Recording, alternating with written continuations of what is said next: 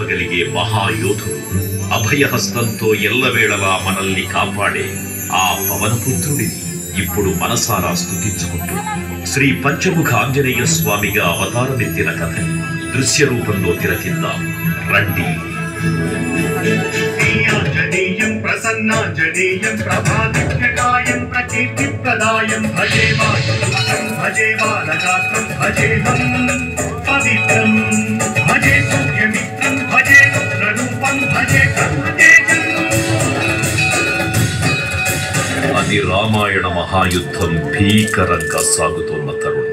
శ్రీరామచంద్రుని సారథ్యంలో వానర సైన్యంతో విజృంభిస్తూ లక్ష్మణస్వామి తనతో పోరాటం చేస్తున్న రావణుడి కుమారుడు ఇంద్రజిత్ తలని బాణంతో ఒక్క వేటుతో వేరు చేశాడు. ఇంద్రజిత్ మరణ వార్త విన్న రావణుడు ఆవేశంతో ఊగిపోయాడు. ప్రతీకారం కోసం పాతాళ లోకాధిపతి తన సోదరుడు అయినటువంటి మహిరావణుడి సహకారం కోరాడు. ప్రభాతంబు సాయంత్రమీ నామ సంకీర్తనలు చేసి నీ రూపు వర్ణించి నీ మీద నేదండ కల్పించేయ నీ మూర్తి గావించి నీ సుందరం పెంచి నీ దాసదాసుండనై రామభక్తుండనై నిన్నునే గొల్చెదన్. నీ కటాక్షంబునం చూచితే వేడుకలు చేసితే నా మొరాలించితే నన్ను రక్షించితే.